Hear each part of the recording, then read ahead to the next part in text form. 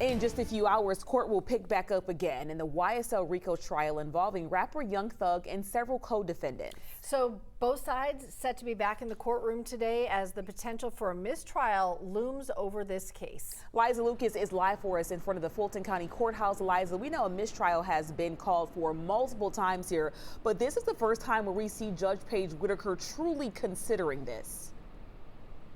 That's right. We want to be clear. She is considering a mistrial without prejudice. So that would basically end the case, but leave the door open for the state to retry the case, including rapper Young Thug and all the co-defendants at a later date. So just as a reminder, the call for a mistrial this time came up again last week after a mishap with some testimony, and a portion that was supposed to be redacted was actually heard by the jury.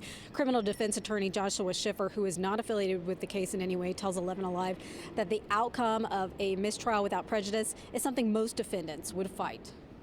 The defense in this case will object vociferously to any attempted retrial if a mistrial without prejudice is granted. All of these co-defendants have aggressively asserted their rights. That includes speedy trial rights, and we're well down the pathway for a speedy trial.